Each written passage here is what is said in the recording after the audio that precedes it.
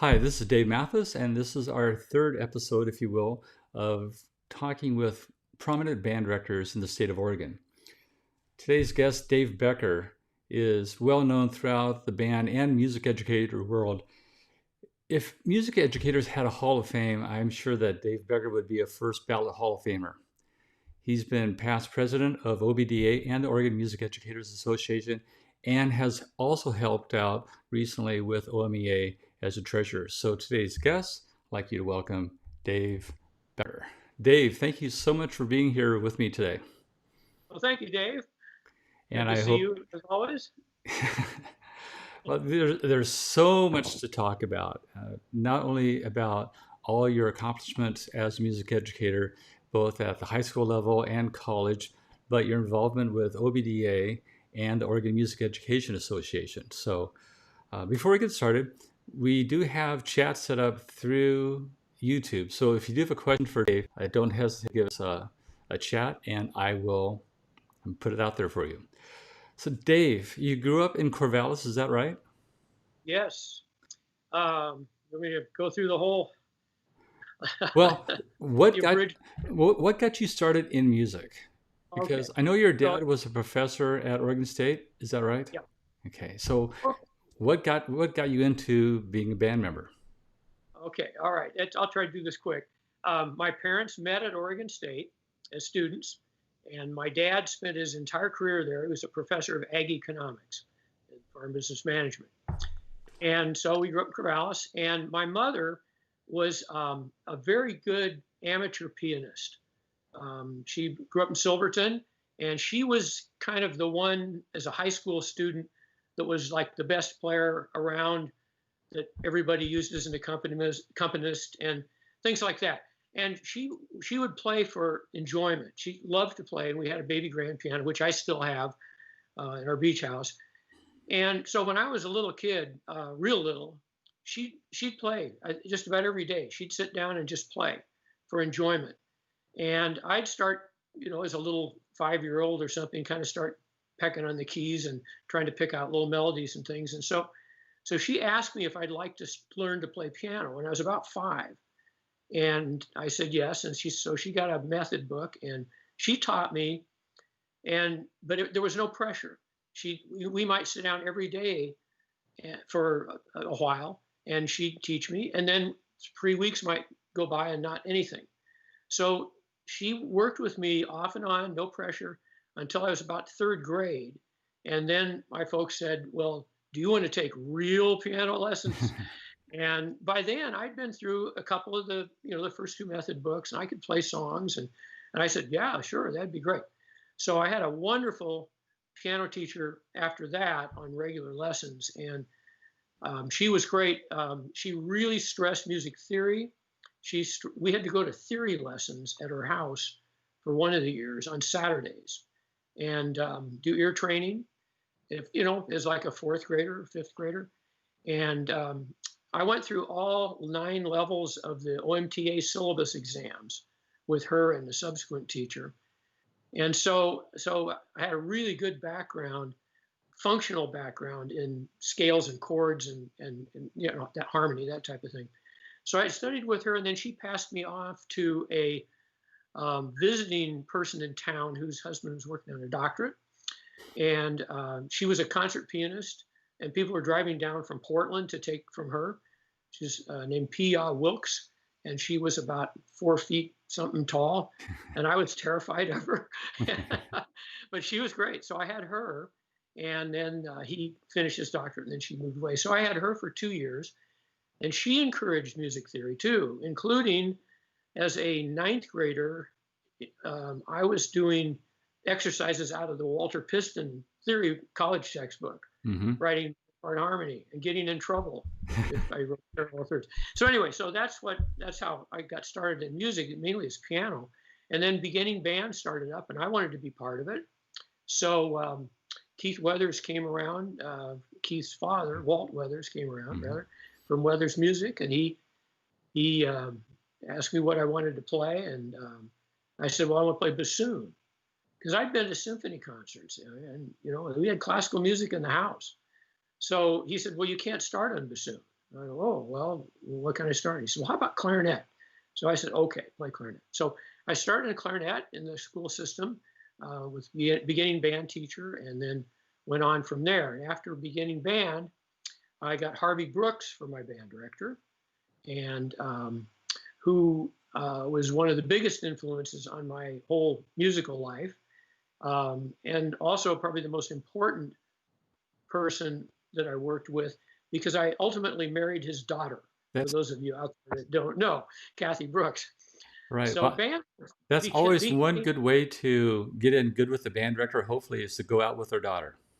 yeah, and I didn't until my senior year. We were good friends, but she was a year behind me. And so I played in the middle school band, and Harvey was giving his pitch on secondary instruments because we needed, bass clarinets and things. And um, so he gave his big pitch on how great it would be to switch to bass clarinet for all these clarinet players. So I raised my hand. And he said, "Do you want to play bass clarinet?" And I said, "No, I want to play bassoon." And in typical Harvey fashion, he said, you get this really grim, firm look on his face. He said, "Nobody wants to play bassoon. You'll see me after class." And so I said, "Yeah, I really do." He said, "Okay." So he got a bassoon, he got a fingering chart. He played on it a little bit to make sure everything worked. And he said, "Here's the bassoon, here's the fingering chart. Go in the practice room and start figuring this out with fingering chart." And had me blow a little bit, and just that was my start. And then about a week or two later, he said, "Okay, now get out in the band and play." I said, "Well, I don't know all the notes." He said, "Just play what you can. If you stay in there too long, you're going to be playing so out of tune, that won't work. So just come out and play." So that's how I got started. And then I studied with him privately in high school. There was no bassoon teacher in Corvallis at that time, I don't think. So I played all the way through the band there, and it was a wonderful program, both junior high, middle school, and high school. It was one of the top three high school bands in the state while I was there, and fantastic experience. Well, you said that it was a huge influence. In what way was it? And if you had to pick one major influence that Harvey taught you or brought to you, what would that be? Well, I don't know. That's just hard to pick out things like that. He was really intense in a good way. He's a real character. He was really funny, high energy, all those things. Really much in charge, very much in charge, and um, it was just the standard of excellence. I think that more than anything. For example, how directors encourage kids to play in solo contests. And so he did that too. You should be working on this. But he wouldn't let people go unless he figured they'd get a one. So even, just to participate at that level, you had to really work. And so, and we had some wonderful players in the group. We generally had um, one of the highest totals in the All-State and All-Northwest groups out of our band, and they sat in the top section. So it was a really serious, good band. The guy that was a senior when I was a sophomore, Rodney Winther, his dad was the other band director I had for 1 year in middle school. And he went on to become the director of bands at the Cincinnati Conservatory of Music, and is a major name in the country. So I'm sitting next to him as a sophomore. And so the standards were high. Another thing we had at Corvallis that was unique was the orchestra met at the same time. We had a very good orchestra under Lynn Lawrence, who was the music supervisor. And so when we were getting close to a performance, the winds that were played in orchestra would be dismissed to go next door and rehearse with the orchestra 2 days a week. And during that time, then Harvey would do all the drill work and, on the players that were less experienced in the band. He'd take all the best players out and work with the rest of them. So they got something really good out of it, and I got something really good out of it. So, And you talked about one of your friends who was in the band, and I know and this happens throughout every band program, I think, is that you get those friendships that develop in the band and they're with you for the rest of your life. And I know you still keep in contact with some of those band members, don't you? right. And, as I was good friends with Kathy eventually started dating her in my senior year, her junior year. My two best friends were in the band. One was my oldest childhood friend, whose mother's mother and my mother would put us in a playpen together when we were little babies. And he was, I grew up with him and great friend. Well, he started going out with our first flute player during his senior year, I think. And then my other really close friend was a tuba player, and he moved to Corrales when he was about 7, and he started going out with one of the other flute players his junior year, I think. And so the three of us all married flute players out of that band.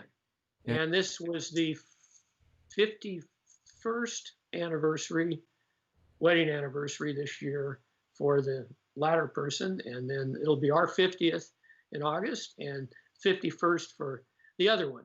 And so band was pretty important, and those flute players were pretty darn cute. It must have been a great flute section. So you started, you got through high school, and then you went to the University of Oregon, and you had, well, did you major in music right off the bat? Yeah. No question. That's what I wanted to do.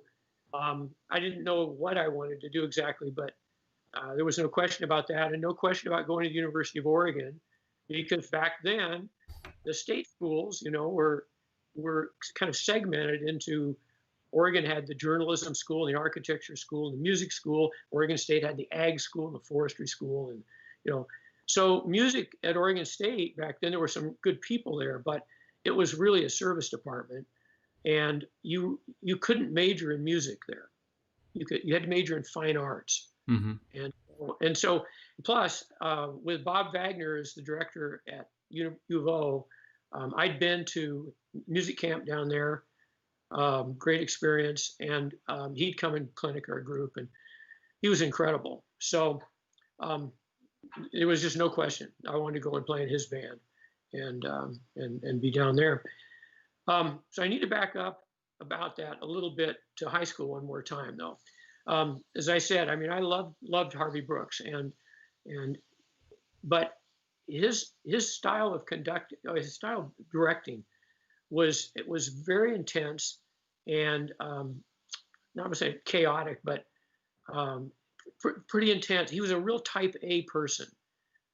He played dance jobs on the weekends. He taught private lessons every night. I mean, he worked. His work ethic was incredible. And on New Year's Day of our senior year, my senior year, he had a heart attack, fairly major heart attack. And so he recovered, of course, but for the latter part of that year, I mean, I went up to see him in the hospital with Kathy, and we had not started actually dating. We started a few days after he got home from the hospital. It was our first kind of date. But I mean, we were working together. She was the band secretary. I was the drum major.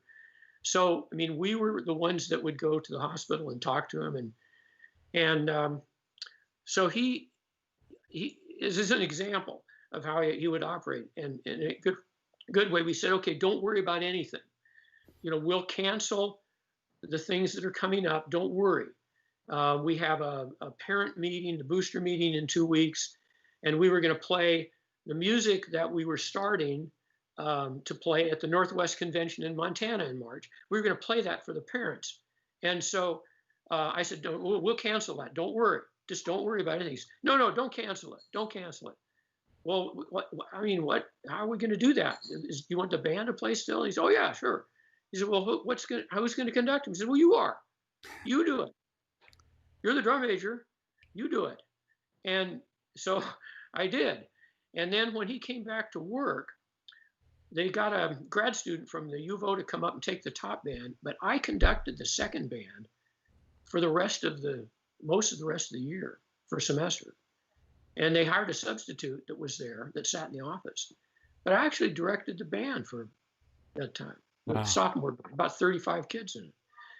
But also, when he recovered and came back, he was really not in very good shape and very negative about the teaching profession. And he was having trouble with administrators and all this. And he told me, he said, don't go into music education. He said, this is the worst worst job you could get.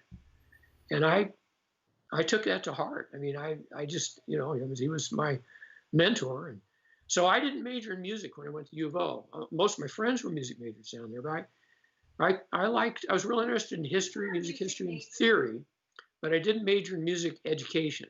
So I majored in music and then, with an eye towards history and theory. So that's what I did. And then Kathy and I have to drag Kathy into this because she's sitting down below here listening. But we got pretty serious in a hurry. And so we became engaged in college, the end of her sophomore year, I guess. Yeah, sophomore year. And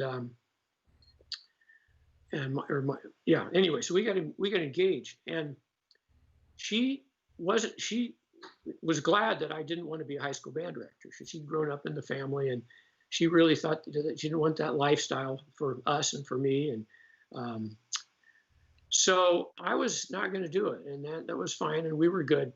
So beginning of my junior year, I got asked by a guy named Vondas Miller, who was ended up being another huge influence in my life, career.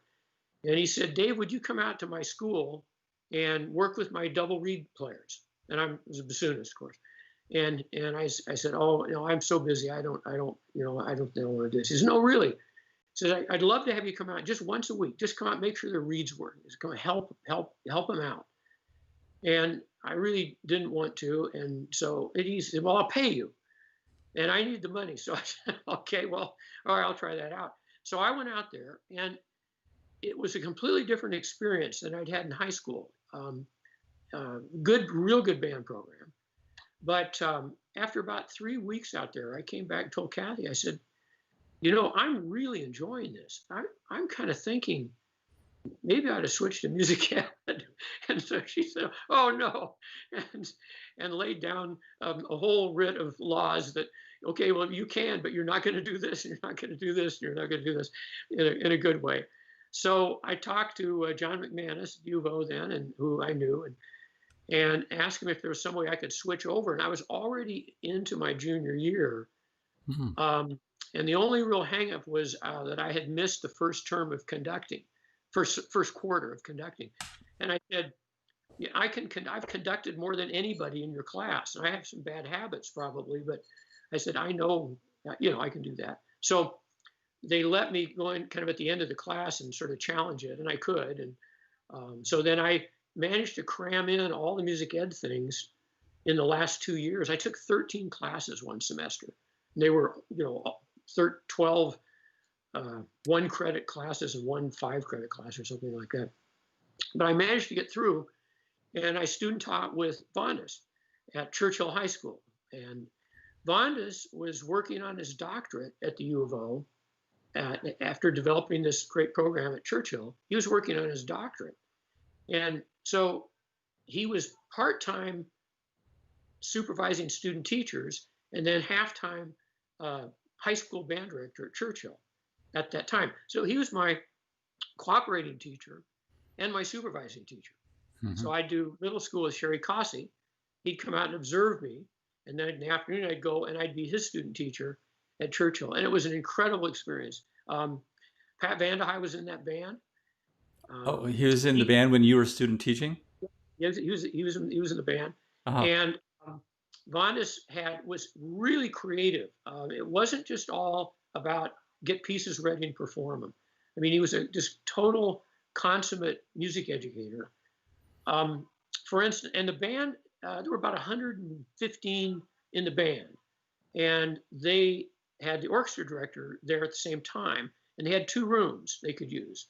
So they could rehearse as a select band and then a second band, and they would do that maybe for some semesters or some quarters. They could put brass and woodwinds and have a whole rehearsal with those separated out. They could do clinics, workshops, and always extra room for the percussionists. And he always taught me to don't ever forget the percussionists. So as an example of really creative teaching, I think, they played their last concert in about early May, just because of the way the schedule worked out one year with the top band and the second band. And So he took the two bands for the rest of the year. He divided them up equally. First clarinet goes to band A, second clarinet goes to band B, right on down through every section, and made the two bands as equal as he could. And then I was in charge of one as student teacher. I was the conductor, and then the orchestra director was in charge of the other one. And so we rehearsed for 3 or 4 weeks, and then did a performance for each other and had a contest with judges from the U of O. And the thing took on a life of its own. The kids really got into it. And so they said, well, could we do solos? And so he set up a thing where you could, if you played a solo, you got 5 points towards your band. If you won the solo playoff between the corresponding player and the other band, you got 10 for your band. And then the percussionist said, well, can we put a drum line together? Yes. Okay. Can we have a drum major competition? So the whole thing. And the way it worked out is one band, I can't remember which was which, but one band won the competition for performance of the pieces, but the other band had more points from the other stuff. So everybody won. And that was kind of my first taste too of competition and how that could factor in. That and playing in the state solo contest when I was in high school. Yeah, that's really interesting. I'm sure we'll bring this up when we talk about how that may have helped influence you with the state contest that you helped organize later on in your career. Yeah. So, okay. So we'll quickly go through the career. So I got hired in Lakeview. So Dave, before we go on, just real quickly, tell us, because some people don't know Robert Wagner or John McManus. And those are two prominent names in Oregon history, music history. Right. Yeah, I was going to talk about them a lot, but so of course I guess it's a good point to do it here. With Bob Wagner, I mean that's the best musician I'd ever played under or seen. He was nationally prominent. He was the president of College Band Directors National Association, not during the 4 years I was there, but right around that time. So he knew all the big names, brought in a lot of people. Percy Granger corresponded with him, and he was musically just incredible. I thought, and he really was. And we had grad students there too that played in the top band, and I played in the top band all 4 years at U of O, and played in the orchestra and everything. So playing under him was just really inspirational because of the detailed knowledge, and be able to really extract the best out of players. And he wasn't flamboyant. I mean, he's just real patient, and he just dug away at things, and it's like the lights all came on. And I got to watch him do clinics and played under him after I'd been teaching for a few years when I was at South Eugene High School teaching. And it was so much fun to play under him that year and see what he'd do and go, wow, I mean, that's it. It's exactly what you need to say to the group to make it work. Mm-hmm. And he could do that. So, and then John McManus was Mr. Music Education in Oregon. And he had one of the top 3 high schools when I was in high school. I knew about him. And his band had great reputation at McMinnville. Okay. John McManus. Okay. So McMinnville and Corvallis and Roseburg at that time had the top 3 bands in the state. And of the 50 or so players for a quota in the All Northwest Band, an orchestra, wind players, 30, I believe, of those 50 were from those 3 schools. One had 8, one had 10, and one had 12, or something like that. So, and I had made friends with a lot of those kids in the music camp, and so I knew John a little, but 2 of John's students at U of O that had, well, actually I should say, John was Teacher of the Year, Oregon Teacher of the Year in 1966, and I started at U of O in 1967. And John started at the U of O in 1967 as the music ed professor there. So he made the switch from high school to college the same year I went to college. So his students, 2 of his best students, were 2 of my best friends there. So, I mean, and then 2 years later, his son, John's son, came to U of O, and he was the horn player in our woodwind quintet. that I played with. So we were kind of entangled that way, and in a good way. And I didn't really have classes from John until my last year, but he was the go-to person for all of that, Right. everything music ed. He was great.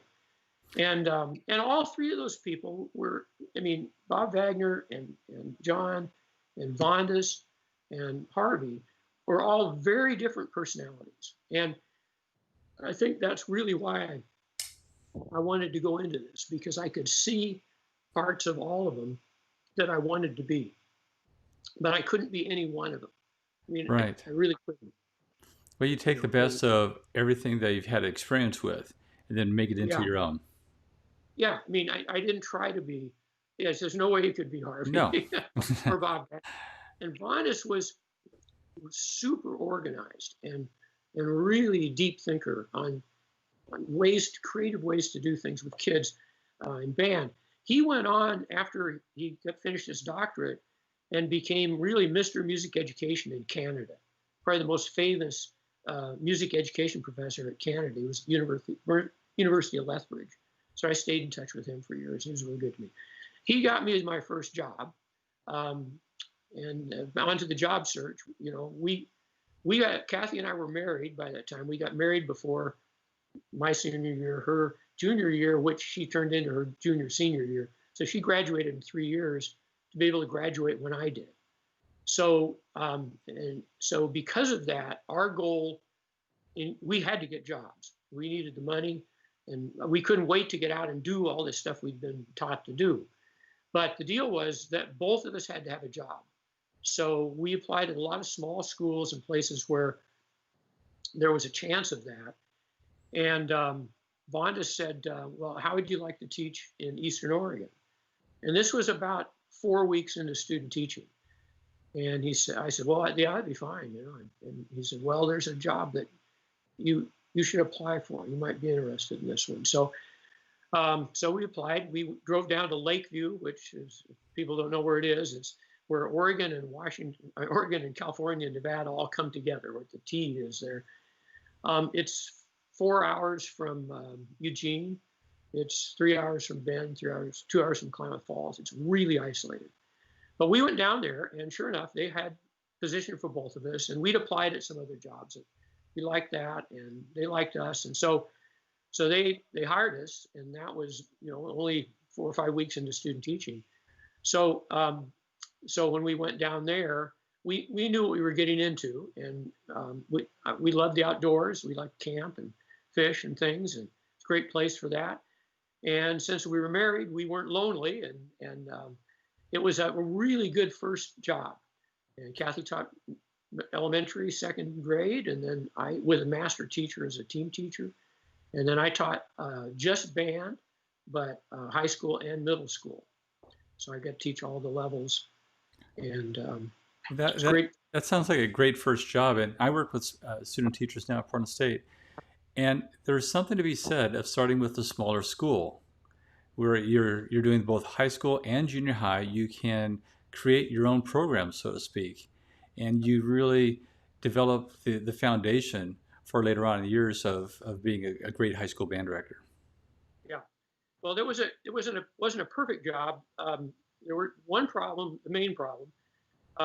There was a person that had been the high school band director there several years before, who had really failed miserably, and so he's a nice guy. They liked him. They wanted to keep him in the district, so they made him the elementary music specialist. Oh. He did the beginning band, and he started the kids in 5th grade. So he had them for 2 years, and not to be unprofessional, but I mean, it was a catastrophe. And most of the kids had quit by the time they got to 7th grade when I could get them. But the middle school principal let me start kids again, start beginning band in 7th grade. So I taught beginners. Most of the kids that came from him that had stopped playing, I think all of them, I made them start on a different instrument, because the habits they had were so bad. Every clarinet player I got from him played without their teeth in the mouthpiece and their cheeks puffed out and the clarinet straight out.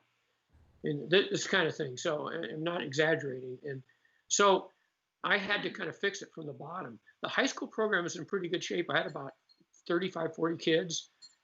Good guy, had been there for 5 years, but it wasn't going to work unless more young kids came into the program. Right. And I worked really hard on that, and I loved teaching the middle school kids. But so by the end of 2 years, I had about 30 or 35 eighth graders ready to go in to the high school band. One kid had a rodeo club conflict, the tuba player, so he couldn't do it. But I had all, and the high school band was going to double in size.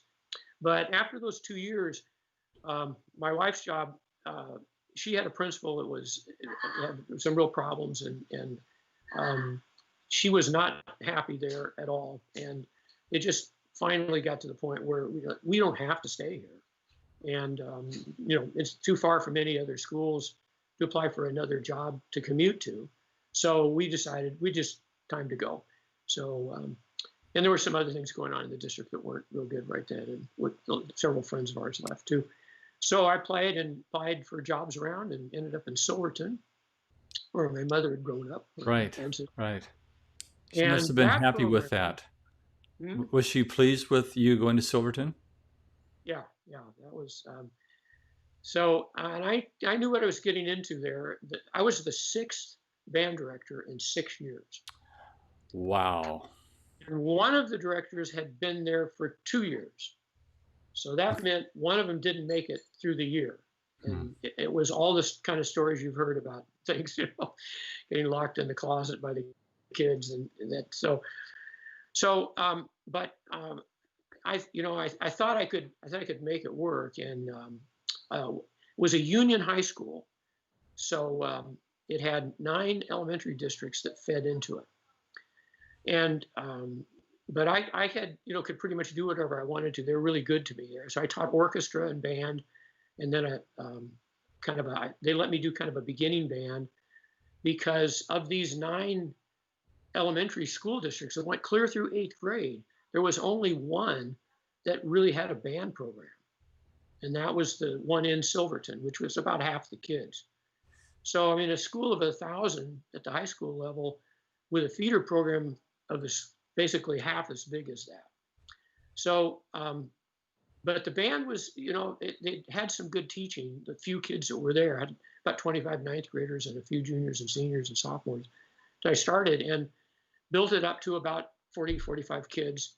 And by the 3rd year there, I mean, the band was doing well, and we were getting festivals and things like that. And some great players, and they're good kids, good progress. And that's where I really learned to teach, I think, was those, and, I had long enough with them and I starting to learn, really more how to teach fundamentals. And so that band was really coming along. We did musicals. I mean, we had a jazz band. I've learned, and then orchestra, of course. I didn't learn all that. So I had to wear a lot of hats, but that was great. And then this midway through, kind of near the end of the 3rd year there, I got asked to apply for the South Salem High School job by Dave Dirksen, who was the music supervisor in South Salem, in the Salem School District. It's Carl Roschke's predecessor. And I said, oh, I'm happy here. We love Silverton. We've got a great old 1918 house we remodeled. This is home, we love it. He said, well, think about it. And so I did. I thought more about it. And that feeder program was just throttling me. I only got 5 incoming kids one of the years from the main feeder program. And I could just see there was a ceiling there, that no matter how hard I worked with those kids, the band was never going to be bigger than about 40 or 45. And it would always just be one band. It'd always have ninth graders in it. And I felt like that the potential at South Salem would be a lot greater if I wanted to kind of keep growing. And at that time, we were getting higher ratings than South Salem High School was from Silverton. So the band I had in Silverton was much better, both the jazz band and the concert band. It's the top band. So I took the job, and ended up getting the job in Salem, and then had to really build that program. And that's the program that you were familiar with, and you were there about halfway through. So I was there 5 years. And that first year I was there was the hardest year I've ever had teaching. That was really the kids. There were some great kids there, but to change the culture of that band Right. was really difficult. And what I did was there were the seniors kind of and juniors sort of fell into two groups. There were kids that were really good kids that were not really leaders that just kind of would put up with whatever and do the right thing. And then there were some kids that were leaders that really didn't, they weren't bad kids at all, but they just didn't have the right attitude about, they didn't understand a lot of things about group dynamics. They were real self-centered. They weren't kind of team players. That was really made it hard. And so, but I had a crop of sophomores that had some real stars. And those are the kids who were seniors when you student taught. Right. Because we've got our years right. Matt Brand and Mike Yes. Martin and those. Yeah. So there were about half a dozen of them that were clearly the leaders of those younger kids that came in. And those are the ones I really worked carefully with on leadership, which I'd never really done with groups before. But boy, if one of them did something that wasn't kind of appropriate, I'd get them out and talk to them about it. And I'd say, these kids are going to look up to you, but you've got to model this and you've got to model that. And sure enough, when they were seniors, they were the stars. They were the band president, the pep band conductor, student conductor, all those drum major, all those kinds of things, lead trumpet player in the jazz ensemble, lead sax player in the jazz band. And they're the ones that where the band program really took off that third year I was there. And I think that's important to say because you can't change a band culture overnight or 1 year. Yeah. It usually takes, if you're lucky, 3 years, usually 4 or 5 years to really get that culture going the way you want it. By the second year, by the end of the first year, going into the second year, things were a lot better. I mean, the band was progressing well and that things were better. But that third year, I mean, the curve kind of, first year here, second year here, third year, it really took off. And then the students that came in as 9th and 10th graders, because we added 9th grade, I think it was after that year. It was a 3-year high school, and then it became a 4-year high school. And the 9th and 10th graders that came into the program when those kids were seniors and played below them in the sections and watched what they did, they got the culture of the band. Exactly. And then the stars in that group were just superstars at the end. I mean, the one is head of jazz studies at University of New Mexico, and that's the band that really was pretty terrific. All of them were in there. But well, when you were in Salem, who were the other band directors in Salem at that time? Del Chinberg was at North. He's a great mentor for me. He'd share music with me. I really loved him, and he's a good mentor. I can't remember the name of the guy at Sprague, who is an older gentleman that had been there for a long time. And then Elling Holm was at McNary and just kind of getting started there. So, but it'll come to me. Yeah, that's so right. The mentor there was Dave Dirksen. And, Carl Roshkus is such a fantastic career as music coordinator there. But Dave Dirksen's the one that laid all the groundwork for that.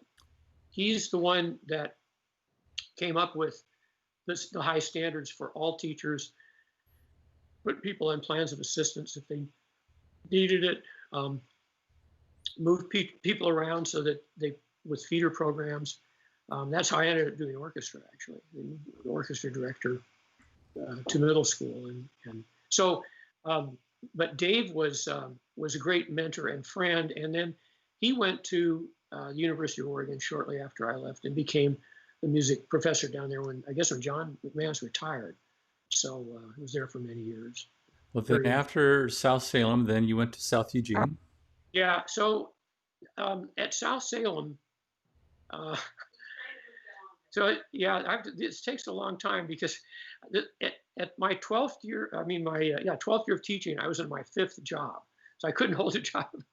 But as Yeah. all this great stuff happened there, and I don't want to just brag and blow my own horn, but that 5th year at South Salem High School, I never thought in my wildest dreams I would have a band or have bands that could do what that band did.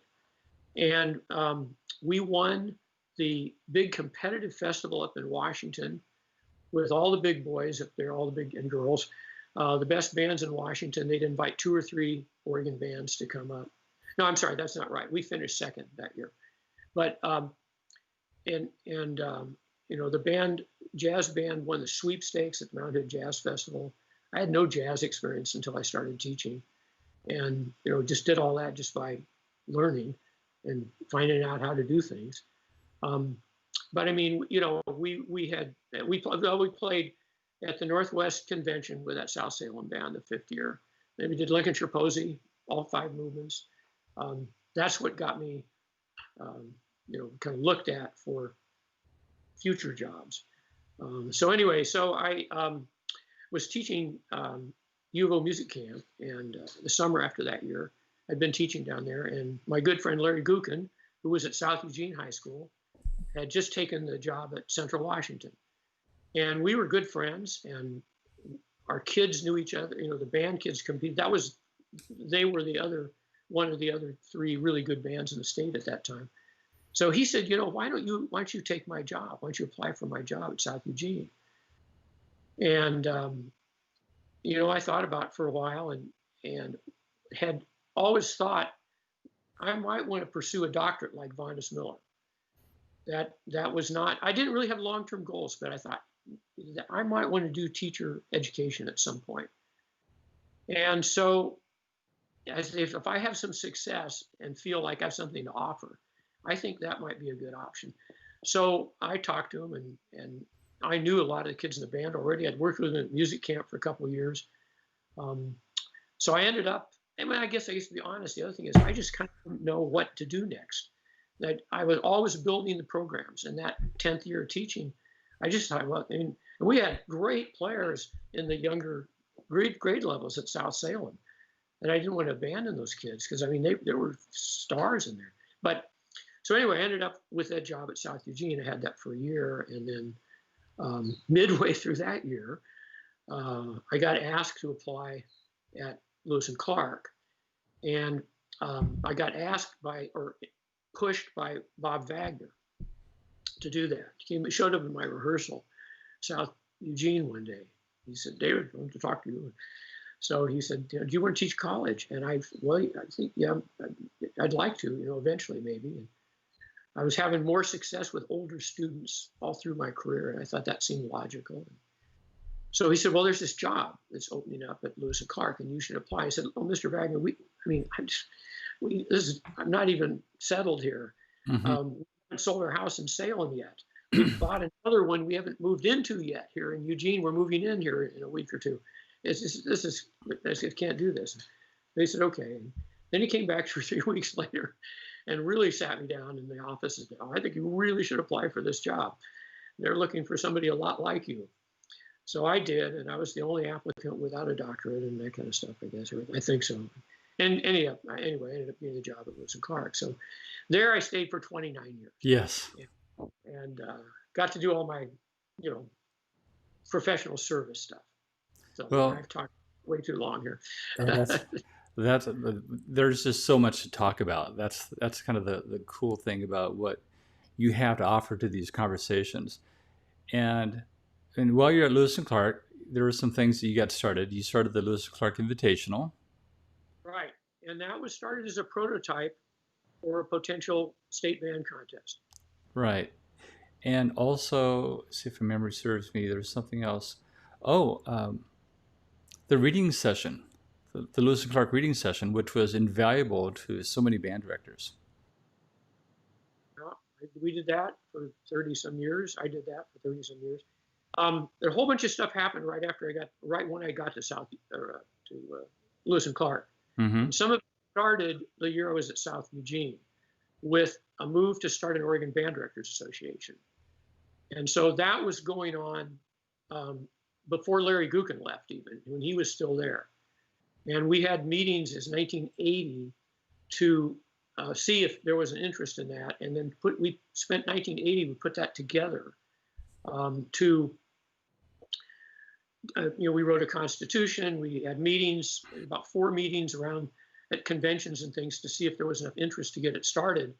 And there was. And at the state solo contest that year in 1981, we had the big meeting with the Constitution and bylaws ready to see if people wanted to do that and start the organization. And so we had that meeting at lunch during the state solo contest, and a good number of people were there and voted to do it, and they elected officers, and they elected Larry Gookin, of course, as president. And this whole bylaws and constitution were based on the Montana ones, and he taught in Montana before. That was where his high school career was. And a guy named Jim Robertson, who was at Eastern Oregon College at the time, was the band director there. And I think he was also from Montana. But the 3 of us were kind of the main planners, and other people were involved.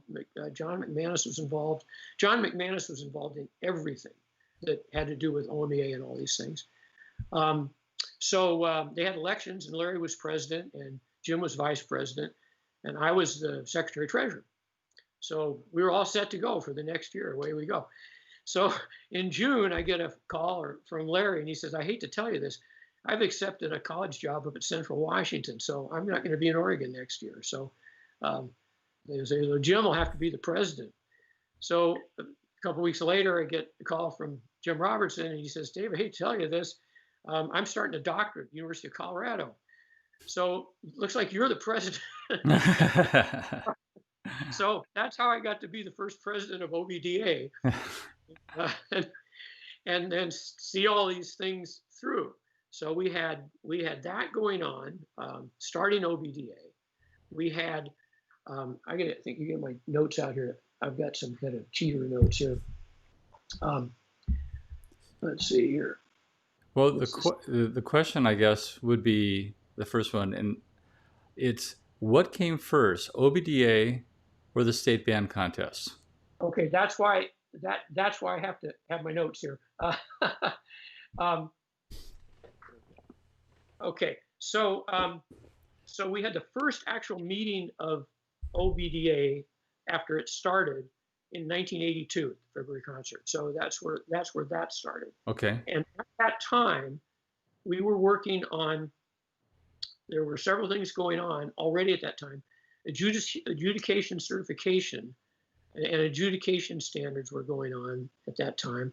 A thing called guidelines, expectations, and limitation were going on at that time. And that was all from John McManus, who was doing workshops on band director burnout. So we had that going on. Larry Graves and I were working on the adjudication system to try to raise standards in adjudication. And let's see. So all that was happening and developing and then sort of being voted on and implemented. And this came from a thing called the 3D conference that happened in 1981. And was really the important factor in this. They met and had sessions, and I was part of it. They took 25 music educators, and they met and had 3 days of input from futurists and leaders in music education, but politicians and things, about what the world was going to be like at the end of the 80s. And then we came back and had another 3 days breaking into groups and figuring out goals for OMEA for the next 10 years. And they came up with all kinds of things, but the thing that I was interested in was improving standards in the state, performance standards, particularly in band, because I didn't know the choir scene as well, but how to do that. And I had by then I was doing a lot of judging. I'd been to a lot of festivals. I'd seen how competition works and how it doesn't work. And we had no history of that in Oregon, except for the old Wilco League or Mount Hood League that had a league festival. Most of the festivals, a lot of them weren't even adjudicated back in the 80s.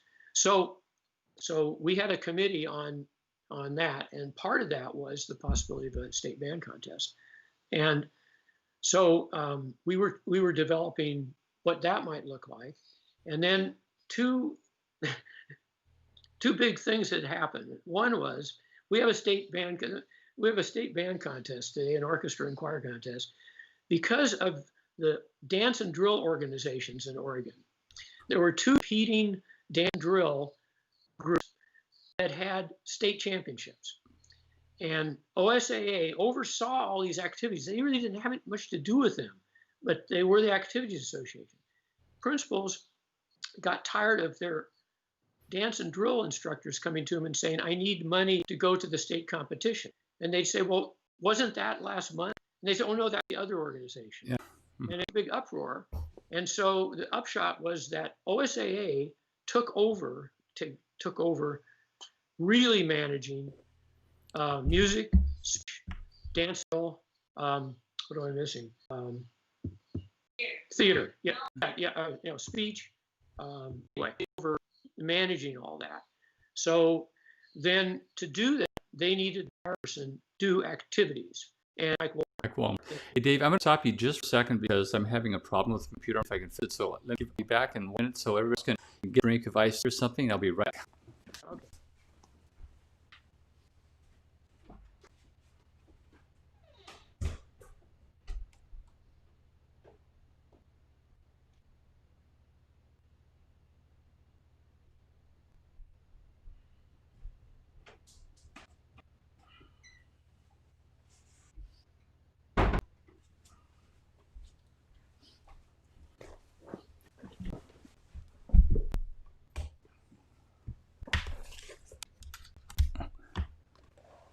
Okay, hopefully that will help things out.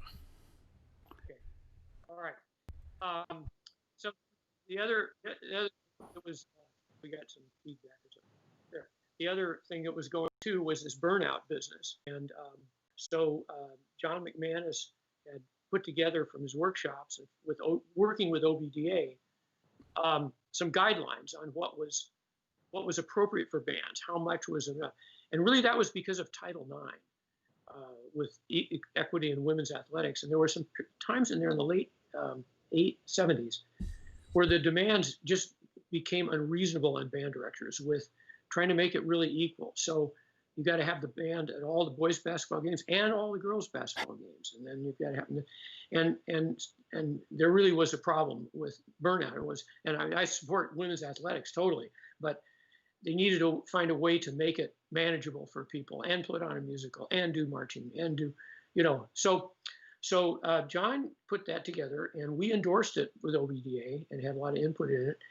And then we presented it, and John and I presented that. I was the representative to OSAA.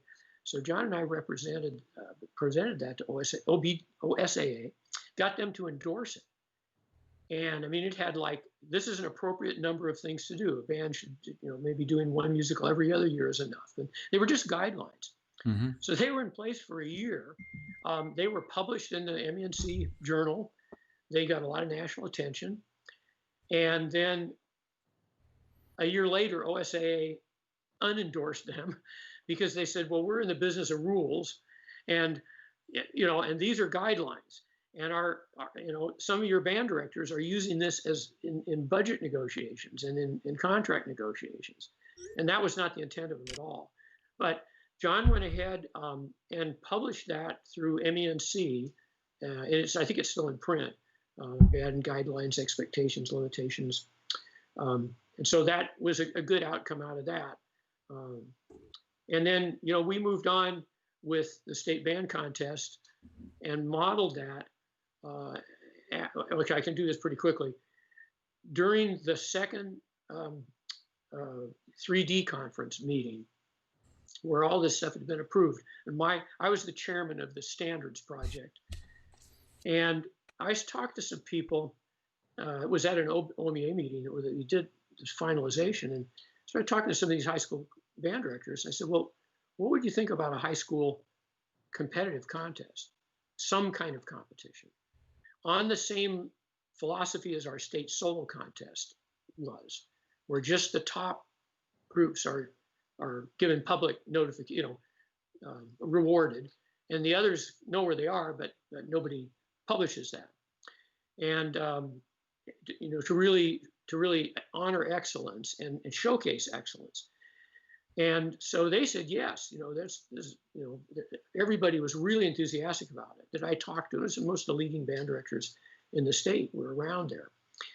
So then they hired Mike Walmark, and I wasn't on the search committee, but I was the OMEA representative to OSAA.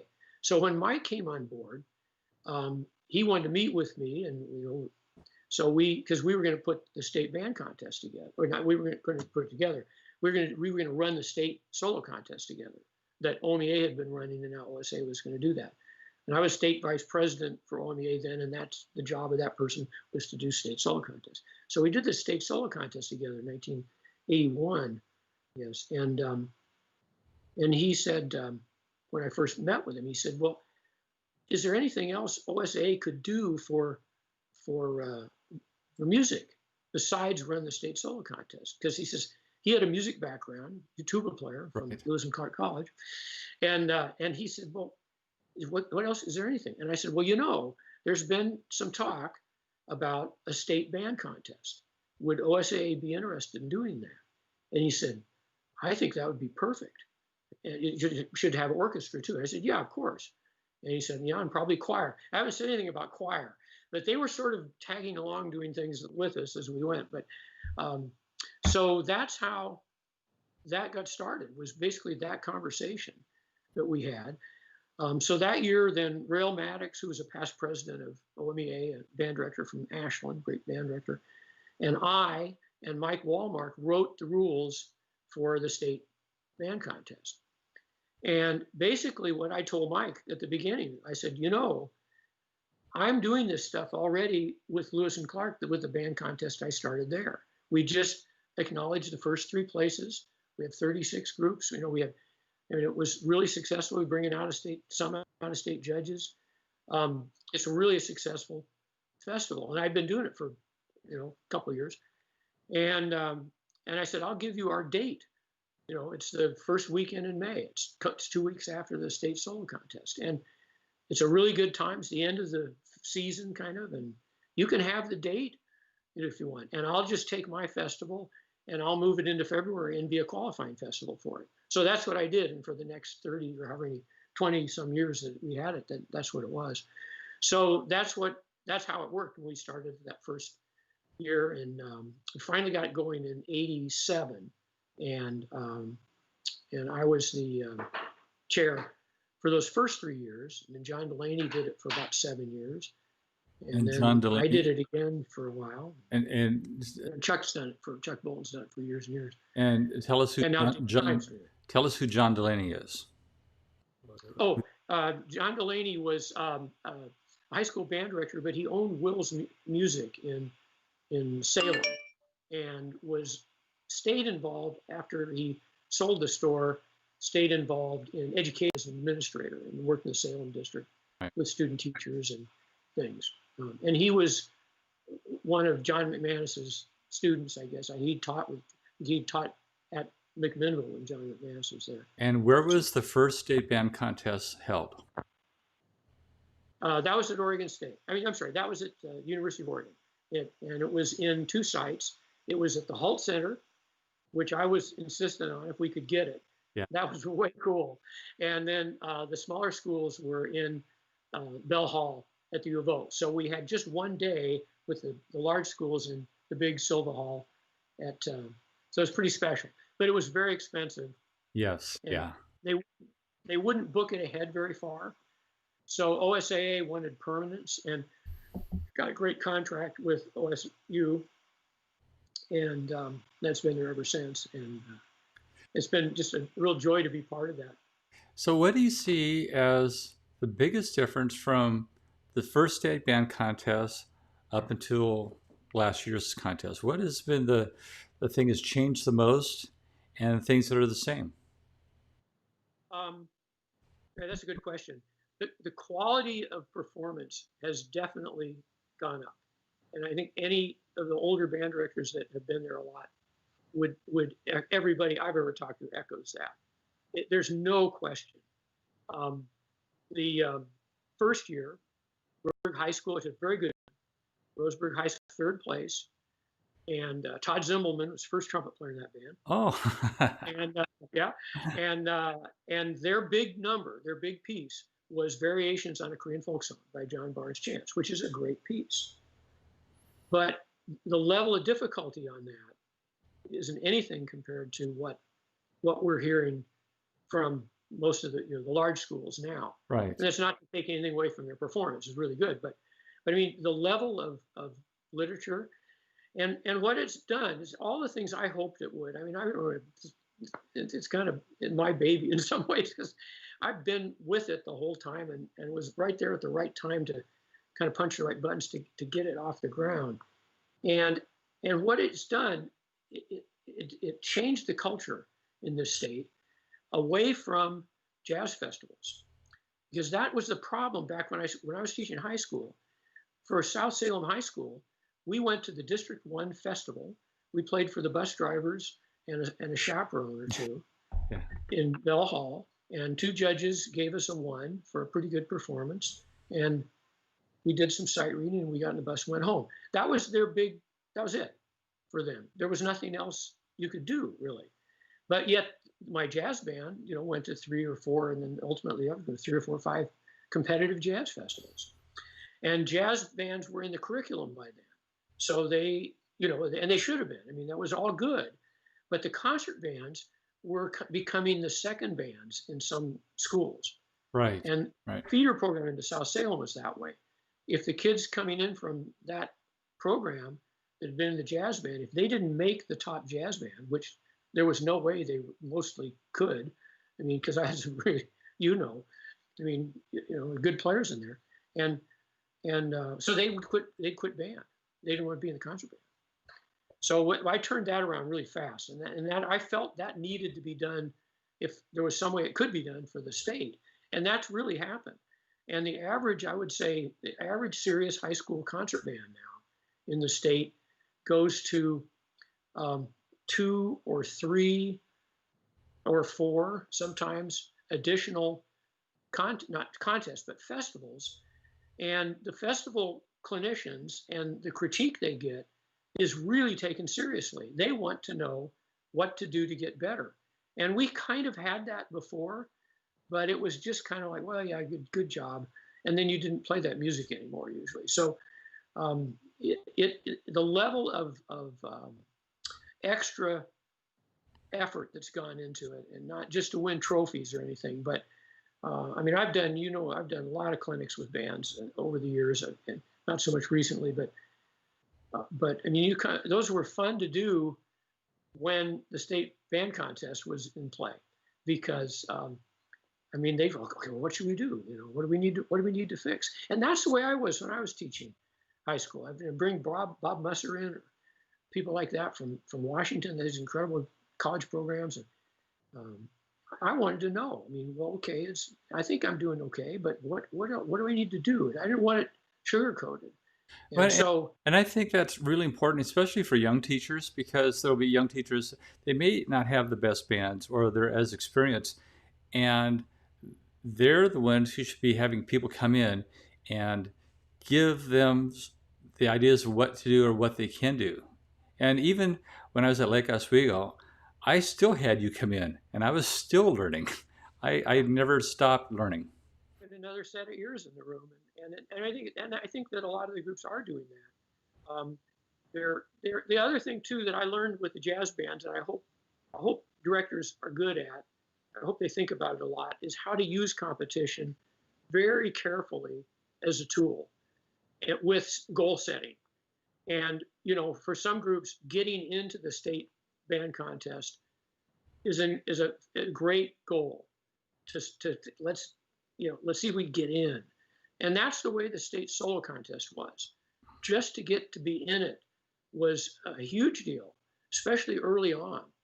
They limited the size of the contestants. There were only 80 players and singers in the first one. I was in the first one, 1966. OSAA had stopped all competitive music competitions in 1950 because it got too big. They had 3,300 students and teachers show up in Klamath Falls in 1949, and then in Eugene in 1950. and they just stopped it. They said absolutely forbidden, no more state events for music. Yeah, and So something that I don't think people realize is that there was a state band contest for. When did it start? Do you remember? in 1937, around in there, and then went through up to 1950. And you know, this our high school band movement was built on those competitions back in the 20s and 30s, especially around the country. The music industry um, would sponsor the big contests and the national contests. So um, that was how band directors back in the early days would get support for their program. They'd go and play at the college or the state festival, and get beat by the town down the road, and go back and tell their principal and say, "How'd you do?" "Well, we got second." "Well, who won?" "The town, down the road." "Why'd they win?" You have a good band. Why'd they win?" He said, "Well, they had timpani, and we got dinged because we didn't have the instruments." "Well, where do you get timpani? What do they cost?" And that's really a true kind of way that bands got funded and bands got upgraded. And so, you know, Well, we're running close to over, but okay. that's okay. And I've got a couple more questions, but if anybody has a question that is watching this live stream, go ahead and put it into the chat, and we can ask Dave. I think I know the answer to this, but I'm going to ask it anyway because you just may have already answered it. In all of your years of teaching and being involved in music education, what has been your proudest accomplishment? Um, my proudest, there's no question, marrying my high school band director's daughter and being with her for over 50 years, and having two children that are both music educators that are very good, and we are just extremely proud of. Allison Hedgepeth, our daughter, is the general music specialist, elementary music specialist at Forest Hills in Lake Oswego, and has taught in Kansas and in Southern California. And son Andy is choir director at Conestoga Middle School in Beaverton School District, and he's been at Park Rose and in Washington. So, Well, and you have the extended family as well, with Ben Brooks being your brother-in-law. rather, yeah, Uncle Benny. Yeah, and Jennifer Brooks is your, Yeah, yeah. So it just kind of goes on and he, on, and he was married in our house, and I played the wedding march and piano for the wedding.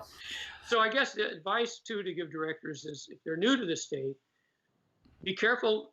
Don't say bad things about people, because there's a lot of kind of intertwined relationships in the state that are a lot of fun.